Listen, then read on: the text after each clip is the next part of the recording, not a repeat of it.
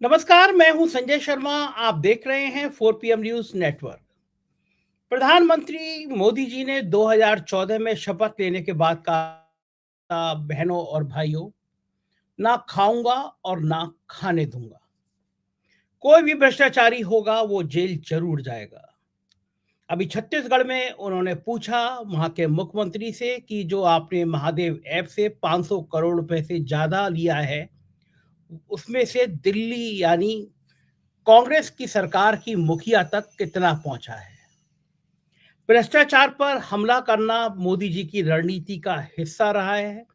ये बात अलग है कि भारतीय जनता पार्टी की वॉशिंग मशीन में बड़े से बड़े भ्रष्टाचारी आते हैं और धुलकर साफ हो जाते हैं। ताजा उदाहरण महाराष्ट्र का है, जहां उन्होंने अपने एनसीपी के नेता के लिए कहा था कि जिन्होंने 70,000 करोड़ का घोटाला किया है, मैं उनको छोड़ूंगा नहीं। छाती पीट कर कहा था, ये मोदी की गारंटी है, एक एक भ्रष्टाचारी जेल में जाएगा। और जब कहा मोदी जी ने, उसके 24 घंटे बाद उन्हीं साहब को जेल की जगह डिप्टी सीएम बना दिया गया। तो क्या है ये रणनीति? क्यों मोदी इस तरह का हमला कर रहे हैं? क्यों विपक्ष को बार बार ये दिखाने की कोशिश कर रहे हैं कि ये सारे भ्रष्टाचारी हैं, सब करप्ट हैं, मैं ही ईमानदार हूं? इस विषय पर बात करने के लिए आज बहुत खास मेहमान मेरे साथ मौजूद हैं। आप सब परिचित हैं उनसे। पत्रकारिता का और हिंदी साहित्य का एक बड़ा नाम, जिन्होंने 35 से ज्यादा पुस्तकें लिखी हैं। आप तमाम बड़े बड़े टीवी चैनल में उनको देखते रहते हैं। उनकी स्पष्टवादिता, पत्रकारिता पे और सामाजिक और राजनीतिक मुद्दों पर उनकी बेबाक राय, क्योंकि बहुत अध्ययन करते हैं। ऐसे प्रोफेसर अभय कुमार दुबे आज हमारे साथ हैं, उनसे इस विषय पे बात करेंगे। अभय जी, बहुत बहुत स्वागत है आपका। और मैंने ये गूढ़ विषय केवल आपसे बात करने के लिए इसलिए सोचा कि इस विषय पे आपसे ज्यादा अध्ययन कोई कर नहीं सकता, कोई बता नहीं सकता। अभी हाल यहाँ से चर्चा शुरू करता हूँ कि छत्तीसगढ़ में उन्होंने कहा कि जो 500 करोड़ का घोटाला हुआ है, 500 करोड़ का भ्रष्टाचार हुआ, उसमें से दिल्ली यानी कांग्रेस के गांधी परिवार की तरफ इशारा था, वहां कितना पहुंचा।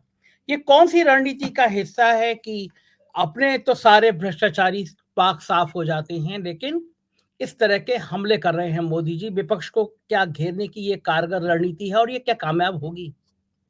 देखिए, पिछले 9.5 साल के शासनकाल में नरेंद्र मोदी को एक चीज के ऊपर बड़ा यकीन हो गया है।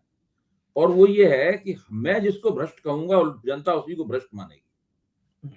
और ये यकीन कर्नाटक, ताज्जुब की बात है, कर्नाटक चुनाव के नतीजे और हिमाचल प्रदेश चुनाव के नतीजे के बावजूद मोदी जी का ये यकीन जारी है। अगर उनकी पार्टी में कोई भ्रष्ट आ जाता है, फिर वो जनता उसको भ्रष्ट नहीं मानेगी। तो ये उनका यकीन है। अब देखिए, कर्नाटक चुनाव भारतीय जनता पार्टी भ्रष्टाचार के मुद्दे पर हारी। हिमाचल प्रदेश की सरकार के खिलाफ भी भ्रष्टाचार के बहुत इल्जाम थे, जो कांग्रेस ने वहां लगाए, और जनता ने एक तरह से देखा जाए तो वहां की पराजय स्वीकार। में दिल्ली महानगर पालिका का चुनाव जो हारी भारतीय जनता पार्टी। ये तो कहा जाता था कि भाजपा के एक एक पार्षद ने 100 करोड़ रुपए से कम नहीं कमाए। दिल्ली में मजाक चलता था कि जो पार्षद 100 करोड़ से कम कमाता है उसने क्या कमाया, वो तो आता ही नहीं है उसको कुछ करना। तो इस प्रकार का यहाँ मजाक चलता है। तो भाजपा 3 चुनाव लगातार भ्रष्टाचार के मुद्दे पर हार चुकी है। इसका मतलब यह है कि आम जनता मोदी जी का ये जो दावा है कि वो जिसको भ्रष्ट कहेंगे वही भ्रष्ट होगा, और वो जिसको भ्रष्ट नहीं कहेंगे उस पर भ्रष्टाचार का इल्जाम नहीं चिपकेगा, जनता कम से कम इस चीज को नहीं मानती है। ये 3 ताजे प्रमाण इसको बताते हैं। लेकिन इसके बावजूद मोदी जी ने भ्रष्टाचार को मुद्दा बना रखा है। शायद उसका सबसे बड़ा कारण यह है कि जो 2010, 11 और 12 या 11, 12 और 13 के बीच में भ्रष्टाचार विरोधी आंदोलन चला, उसका सबसे ज्यादा लाभ जिन 2 नेताओं को मिला, उसमें एक थे अरविंद केजरीवाल और दूसरे थे नरेंद्र मोदी। इन दोनों नेताओं की राजनीति को उस मुद्दे के कारण बहुत बड़ा उछाल मिला। अरविंद केजरीवाल तो स्वयं उस आंदोलन को चलाने वालों में से चलाने वाली प्रमुख हस्ती थे। तो मोदी जी इस आंदोलन को चलाने की प्रमुख हस्ती तो नहीं थे, लेकिन जो कांग्रेस के खिलाफ माहौल बना, उसका लाभ सीधा सीधा मोदी जी ने उठाया। वो फसल पूरी जो बनी, उस फसल को मोदी जी ने काटा। बहरहाल, अब मोदी जी को लगता यह है कि अगर विपक्ष के तमाम नेताओं के ऊपर हम भ्रष्टाचार की काले पोत पाए, और उसमें अब उनकी निजी साख और लोकप्रियता है उसका इस्तेमाल करके, अगर हम उसको पोत पाए तो 2024 के चुनाव तक में उनको पूरी तरीके से कटघरे में खड़ा कर देंगे। और इसकी प्रयोग स्थली उन्होंने छत्तीसगढ़ को बनाया है। छत्तीसगढ़ में ये महादेव ऐप के सवाल पर उन्होंने सोचा कि इसको हम प्रयोगशाला बनाएंगे और देखते हैं इसका असर होता है कि नहीं होता है। लेकिन मुझे डर है कि वहां पे मोदी जी की ये रणनीति काफी मुंह के बल गिरने वाली है। उसका एक कारण है, देखिए अगर जिस नेता के खिलाफ कोई एंटी इनकम्बेंसी होती है, हवा चल रही होती है, उस वक्त अगर आप चुनाव के दौरान उस पर चुनाव के दौरान या उससे पहले भ्रष्टाचार का आरोप लगाएं, तो वो एंटी इनकम्बेंसी और ज्यादा तीखी हो जाती है। लेकिन छत्तीसगढ़ में ये स्थिति है नहीं। छत्तीसगढ़ में लोग कांग्रेस सरकार से नाराज हो सकते हैं, खुश हो सकते हैं, लेकिन ऐसा कुछ नहीं है कि कोई ऐसी हवा चल रही हो, लोगों सरकार को उखाड़ फेंकने पे आमादा हो और परिवर्तन, जैसे मध्य प्रदेश में बिल्कुल परिवर्तन का माहौल है। टीवी का कोई भी पत्रकार जाता है, किसी से पूछता है, तो वो लोग कहता है इस बार तो परिवर्तन होगा। तो ऐसा माहौल कोई छत्तीसगढ़ में नहीं है। हर सरकार के खिलाफ कुछ नाराजगी होती है, वो वहां भी हो सकती है। तो ये वो अगर भाजपा ने यही मुद्दा महादेव ऐप वाला 6 महीने पहले उठाया होता, इस तरह कर्नाटक में लगातार कांग्रेस ने एक लंबा माहौल बनाया और वो 40% की सरकार वाला नारा लगाया और वो नारा जनता तक पहुंचा भी। ऐसा कुछ भाजपा ने नहीं किया। चुनाव के ठीक पहले आप ये ऐसा मुद्दा लेके आते हैं, एक बिल्कुल संदिग्ध शक्ल सूरत का आदमी, उसको दुबई से उसका एक वीडियो जारी किया जाता है, वो कहता है हमने तो 508 करोड़ दिए। 508 करोड़ देने की जिस व्यक्ति में हैसियत होती है, वो किसी के जरिए नहीं मुख्यमंत्री से मिलता, उसको देख कर लगता है उसकी 5,000 रुपए देने की हैसियत नहीं है। तो ये तो स्थिति है उसकी। तो ये कोशिश वो कर रहे हैं उसको करने की, लेकिन मुझे नहीं लगता कि ये कोशिश उनकी वहां परवान चढ़ने वाली है। अबे जी, महाराष्ट्र में डिप्टी सीएम साहब के लिए बड़े-बड़े नारे लगे।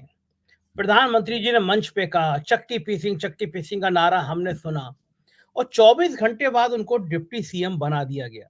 इस तरह के तमाम नेता हैं। बंगाल का आपको याद होगा, बंगाल का शेयर मार्केट का और वो चिट फंड का, जितने बड़े-बड़े मुखिया थे सब बीजेपी में शान बढ़ा रहे हैं। एक लंबी फ़हरिस्त है। असम के मुख्यमंत्री के खिलाफ कितने गंभीर-गंभीर आरोप थे, वो भारतीय जनता पार्टी में आ गए। तो अगर भारतीय जनता पार्टी भ्रष्टाचार का मुद्दा बनाना चाहती है, तो उसको डर नहीं लगता कि कांग्रेस एक दिन पूरी बुकलेट जारी कर देगी कि देश के ये बड़े-बड़े नाम थे जिन पर खुद भारतीय जनता पार्टी ने हज़ारों करोड़ के घोटाले के आरोप लगाए थे और वो सब भारतीय जनता पार्टी की शान बढ़ा रहे हैं। तो कांग्रेस भी तो एक बुकलेट जारी कर सकती है कि भाजपा की वॉशिंग मशीन जिसमें इतने-इतने लोग हैं, तो ये मुद्दा बन कैसे पाएगा? नहीं, मुझे तो ताज्जुब इस बात का है कि कांग्रेस ने अभी तक ये बुकलेट जारी क्यों नहीं की। मुझे तो लगता है कि हम लोगों का प्रोग्राम अगर कांग्रेस के नेता देख रहे हैं, तो उनको इसको एक मशवरे के तौर पे लेना चाहिए, एक सुझाव के तौर पे लेना चाहिए और उन्हें चाहिए कि भ्रष्टाचार के सवाल के ऊपर भाजपा में कितने भ्रष्टाचारी हैं, जो मूल भाजपा के हैं या बाहर से आए हुए लोग हैं, उनके उनके खिलाफ एक बुकलेट वो जारी करें। हुँ। इससे जनता में एक बहुत दूसरे किस्म का संदेश जाएगा और इनको अच्छा, दूसरी एक और खास बात है। आप इस बात को देखिए कि जो करप्शन का प्रश्न है, उसको नरेंद्र मोदी बहुत सिलेक्टिवली उठाते हैं। हुँ। सिलेक्टिवली उठाते हैं और फिर उनको बार-बार ये लगता है कि चूँकि मैं लोकप्रिय हूँ, मेरी साख बहुत है, तो मैं जो मेरे ऊपर कोई भ्रष्टाचार का इल्ज़ाम नहीं है। देखिए, बहुत सारे नेता ऐसे होते हैं जिनके ऊपर भ्रष्टाचार का इल्ज़ाम ना हो, लेकिन उनकी सरकार के ऊपर होता है, तो वो सरकारें उनकी बहुत बुरी तरीके से चुनाव में मात खाती हैं। अब हरियाणा में देखिए, मनोहर लाल खट्टर के ऊपर निजी तौर पे कोई भ्रष्टाचार का इल्ज़ाम नहीं था, लेकिन पिछली बार भाजपा उनके नेतृत्व में बहुमत नहीं जीत पाई। हुँ। मनमोहन सिंह के खिलाफ भ्रष्टाचार का कोई निजी इल्ज़ाम नहीं था, लेकिन कांग्रेस सरकार के खिलाफ एक माहौल बन गया था। बाद में बहुत सी बातें उसकी गलत साबित हुई, ये अलग बात है। उसका एक माहौल बन गया था। मुझे लगता ये है कि भारतीय जनता पार्टी इस मुद्दे पर काफ़ी बड़ी मात खाने वाली है। अबे मुझे जी, कोई ऐसा चांस नहीं दिखाई देता, कोई ऐसा मौका नहीं दिखाई देता, जिसमें भारतीय जनता पार्टी इस मुद्दे पर जनता के वोटरों को अपनी ओर खींच पाए। मैं ये नहीं कह रहा हूँ नरेंद्र मोदी को 2024 के चुनाव में वोट नहीं मिलेंगे, उनको बहुत वोट मिलेंगे, उनकी लोकप्रियता में अभी ऐसी कोई गिरावट नहीं लक्षित की गई है, लेकिन वो वोट मिलेंगे तो दूसरी वजहों से मिलेंगे, इस वजह से नहीं वोट मिलने वाले। अबे जी, हाँ, उत्तर प्रदेश का मैं 2 उदाहरण आपको देना चाहता हूँ। उत्तर प्रदेश में 2 बड़े एक्सप्रेसवे बने। एक पूर्वांचल एक्सप्रेसवे बना, सैकड़ों करोड़ का, हज़ारों करोड़ का था। एक बुलंदेलखंड एक्सप्रेसवे बना। दोनों का उद्घाटन प्रधानमंत्री ने किया। दोनों के उद्घाटन से पहले तमाम उसमें भ्रष्टाचार की कहानियाँ सामने आईं। पूर्वांचल एक्सप्रेसवे का ठेका कई बार कैंसल किया गया, उसका साइज़ बदला गया और तमाम उसमें भ्रष्टाचार की ऐसी दागी कंपनियाँ आईं जो बाद में भाग गईं। प्रधानमंत्री जी ने उद्घाटन किया दोनों एक्सप्रेसवे का, बड़े उत्तर प्रदेश के बहुत बड़े प्रोजेक्ट थे। और प्रधानमंत्री के उद्घाटन के करने के 1 महीने के अंदर दोनों एक्सप्रेसवे धँस गए। तो अब प्रधानमंत्री देश के सबसे बड़े राज्य में कैसे भ्रष्टाचार की बात करेंगे कि 2 एक्सप्रेसवे बना रहे हैं, 1 महीने के अंदर दोनों धँस जा रहे हैं और ऐसी तमाम जगह से खबरें आती हैं। तो फिर ऐसे मुद्दों पे घिरेंगे नहीं क्या वो? नहीं, मैं आपकी बात से पूरी तरह सहमत हूँ संजय जी। वो घेरेंगे तो उन्हें घेरेगा कौन? हाँ, ये बात। उन्हें हम और आप नहीं घेरेंगे। हम और आप तो चर्चा कर सकते हैं, सार्वजनिक जीवन में अपना योगदान देते हैं अपनी बात कह के। उनको घेरने का काम विपक्ष का है। हुँ, मैं अपने आप से भी सवाल पूछता हूँ और आपके सामने भी सवाल रखता हूँ और विपक्ष के सामने भी सवाल रखता हूँ, विपक्ष ये काम योजनाबद्ध तरीके से क्यों नहीं करता? अब आपने सुझाव दिया कि भाई कांग्रेस पे बुकलेट जारी कर सकती है। ये एक सुझाव तो हम लोगों से पहले कांग्रेस के नेताओं के दिमाग में आना चाहिए। ठीक बात। या मान लीजिए तो अखिलेश यादव के दिमाग में ये सुझाव पहले आना चाहिए कि भाई ये ये एक्सप्रेसवे एक्सप्रेसवे के मसले को हम उठाएं और इतना इसके ऊपर शोरगुल करें, इतना राजनीतिक कोलाहल करें कि जनता के दिमाग में देखिए अभी 2000 उत्तर प्रदेश विधानसभा का चुनाव दूर है, करीब 6 महीने लोकसभा चुनाव में है। अगर इन मुद्दों को कस के उठाया जाए, इन मुद्दों के ऊपर प्रकाशन किए जाएं, उनके पार्टी प्रवक्ता लगातार इस मुद्दे पर बोलें, कुछ धरना प्रदर्शन हो, पुलिस की कोई लाठी-वाठी चले, कुछ आंसू गैस हो, कुछ हो मतलब, तब तो कोई बात बनती है। तो ये विपक्ष जो है इस काम को जितनी तत्परता के साथ में, जितनी आक्रामकता के साथ करना चाहिए वो नहीं करता। ये मुद्दे तो बहुत दिनों से हवा में हैं, सब लोग इनके बारे में जानते हैं, आप पहले भी इन मुद्दों को उठा चुके हैं, हम लोग भी इन मुद्दों के बारे में चर्चा कर चुके हैं, लेकिन विपक्ष इन मुद्दों को पकड़ नहीं रहा है। हाँ, ठीक कह रहे हैं अभय जी, बल्कि मुझे तो याद आ रहा है कि दिल्ली में एक सड़क बनी, द्वारका हुँ, में, जिसको सोने की सड़क कहा गया, गडकरी जी के विभाग विभाग का मामला था। जी, कैग की रिपोर्ट सामने आई। तो जब दिल्ली के अंदर ऐसे करोड़ों, सैकड़ों करोड़ की सोने की सड़क बन रही है, तो हुँ। इस तरह के भ्रष्टाचार के मुद्दे तो ज़ाहिर है विपक्ष को उठाने चाहिए। लेकिन एक बड़ा सवाल सीएजी ये है। की इतनी रिपोर्ट मैं बता रहा हूँ मैं सीएजी के कई अफ़सरों को जानता हूँ, उनसे मेरी चर्चा होती है।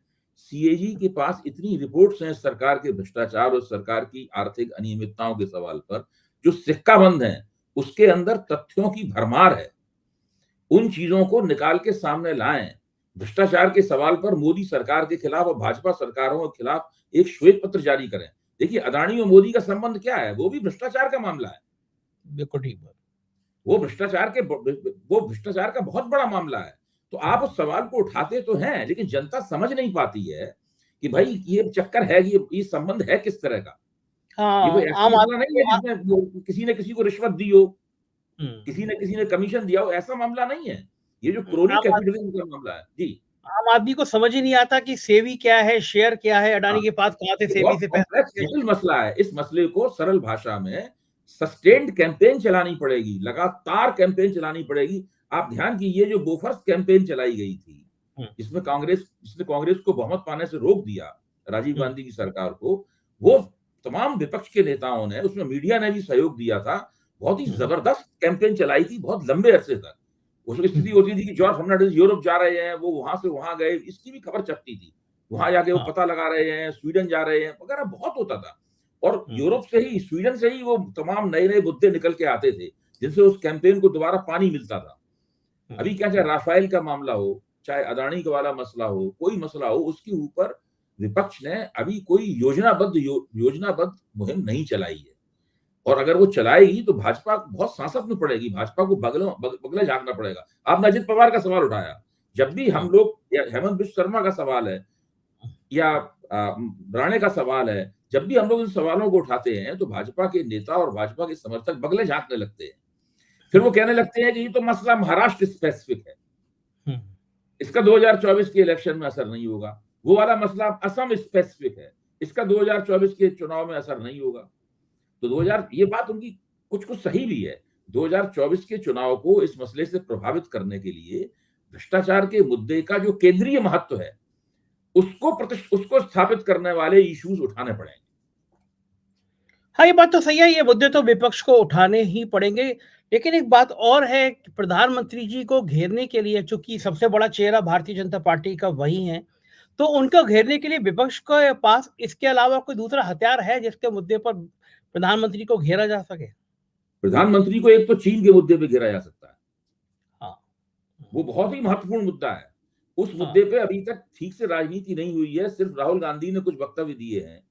राहुल गांधी ने दरअसल ऐसे कई वक्तव्य दिए हैं जो कि इस तरफ इशारा करते हैं कि मोदी के खिलाफ क्या रणनीति है। चीन के मसले पर प्रधानमंत्री पूरी तरह फ्लॉप है और भारत का हाथ चीन की चट्टान के नीचे दबा हुआ है।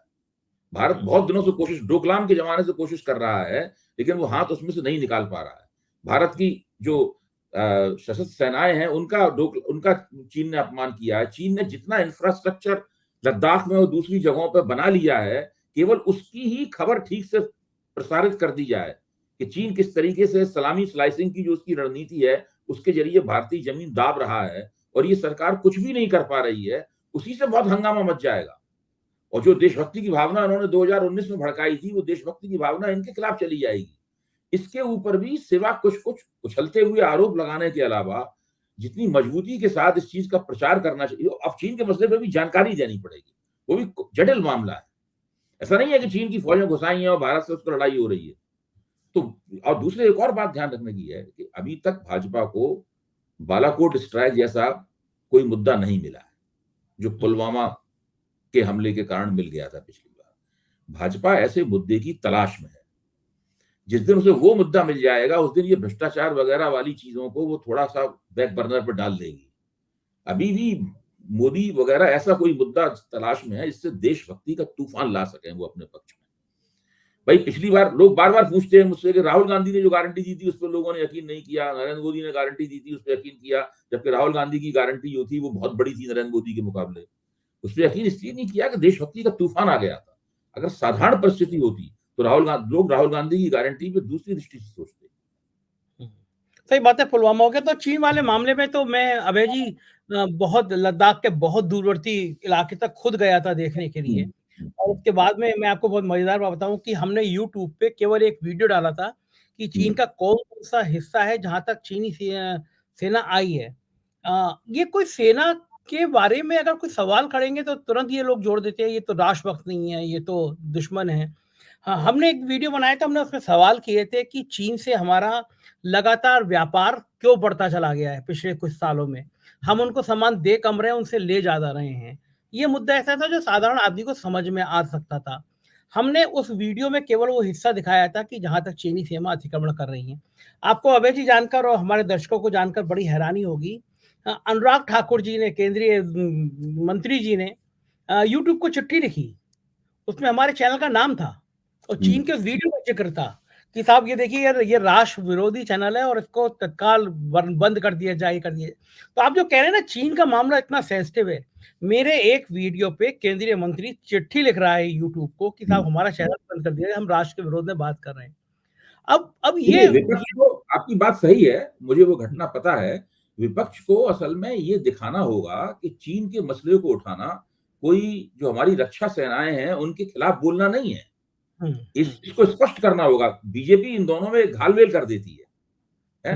जब ये कहा जाता है कि भाई डोकलाम में भारतीय सैनिक कितने घायल हुए वगैरह, तो बीजेपी प्रचार करती है कि ये लोग कह रहे हैं कि चीनी सैनिक भारतीय सैनिकों को पीट रहे हैं, भारतीय सैनिकों को बदनाम कर रहे हैं, उनका मनोबल कमजोर किया जा रहा है। ये सब जो हथकंडे हैं प्रचार के, इनको तभी नाकाम किया जा सकता है जबकि लगातार विपक्ष की तरफ से इस मुद्दे को उठाया जाए। देखिए अभी समय है, अभी भी 7 महीने का समय है हम लोगों के पास, विपक्ष के पास।